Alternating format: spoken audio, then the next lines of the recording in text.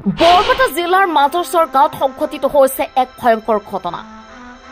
পথাৰত ভুই ৰুই থকা অৱস্থাতে বিদ্যুৎপৃষ্ট হৈ 4জন লোক আহত হোৱাৰ লগতে থিতাতে মৃত্যু হয় এটা গৌধনৰ।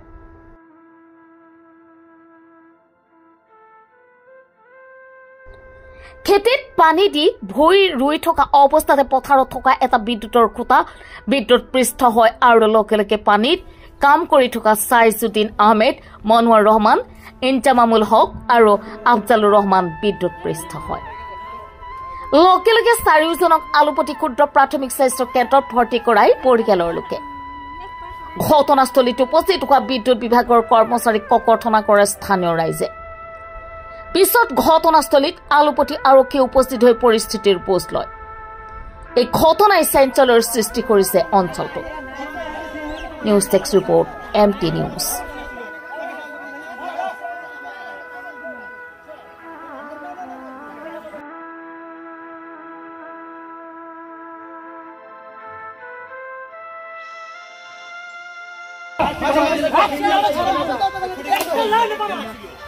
मोबाइल चार्ज करो मैंने कि बंद करे ना तो बच्चा को तो नहीं बोलते ठीक है बच्चा है किस तरह से रखता है ओए रो हम देख तू बंद रह दम एक पर नर दम एक बार सब दर में एक बार तू कैसे गलत बता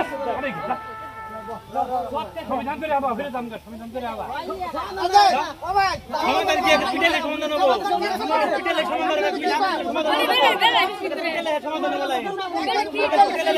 হবে আজি ৰাতিপুৱা প্ৰায় 10 মান বজাত দুবদাৰা সাব ডিভিজনৰ অন্তৰ্গত আলুপতি মাজৰচৰ গাঁৱৰ উত্তৰ মাজৰচৰত আমি খেতি পথাৰত আমাৰ দুখীয়া মানুহবিলাকে চেলো মেচিনেৰে পানী দি খেতি পথাৰত হাল মাৰি আছে। হাল মাৰি থকা অৱস্থাত খেতিৰ আলি বুলি কওঁ আমি, আলিত যোনটো খুঁটি আছিল সেই খুঁটিটো গোটেই খেতিৰ পানীখিনি পথাৰৰ পানীখিনি শ্বৰ্ট কৰি পেলাইছে।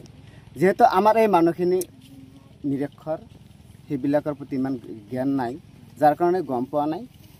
এই মানুহখিনি যেতিয়া হাল মাৰিব ধৰিছে, হাল মাৰি থকা অৱস্থাত যেতিয়া বিদ্যুতে শ্বৰ্ট কৰি পেলাইছে, সেই গৰুটো লগে লগে শ্বৰ্ট কৰাৰ পিছত গৰুটো মৰি যায়। তাৰ লগত সেই খেতিত 4জন মানুহ আছিল।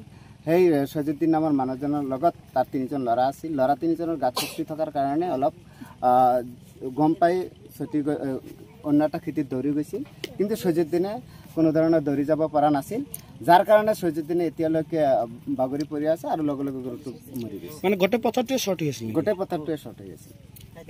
ইয়াত পূৰ্বে এনেকুৱা ঘটনা হৈছে নেকি? ইয়াতে পূৰ্বে এনেকুৱা ঘটনা ঘটিছিল, যদিও আমি জনোৱাৰ পিছতে কোনো ধৰণৰ বিভাগৰ কৰ্তৃপক্ষৰ মানুহ আজি আহিছিল, মানুহ এজন আহিছিল। তেওঁলোকৰ মন্তব্য কি আছিল? তেওঁলোকে ক'লে যে ঠিক আছে, আপোনালোকে আমাৰ গগৈ ছাৰৰ লগত আলোচনা কৰক, আলোচনা কৰি বস্তুটো যি আছে ক্ষতিপূৰণ আমি তাৰ পৰা আমি সমাধান কৰিবলৈ চেষ্টা কৰিম। তেওঁলোকক যিহেতু ইয়াত নিয়োগ কৰা হৈছে মানে চহৰ অঞ্চলৰ বিদ্যুৎ বিভাগখিনি চোৱাৰ কাৰণে, তেওঁলোকে মাজে সময়ে আহি বস্তুখিনি চাই নে নাই?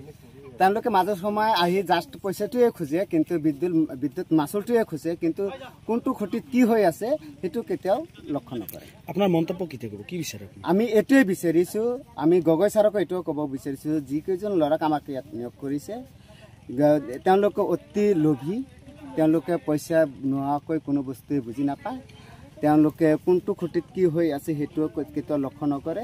আমাৰ এইটোৱে দাবী যাতে গগৈ ছাৰে বাকী ষ্টাফৰ লগত আলোচনা কৰি এই মানুহখিনি সোনকালে পৰিৱৰ্তন কৰি দিয়ে, এইটো আমি দাবী।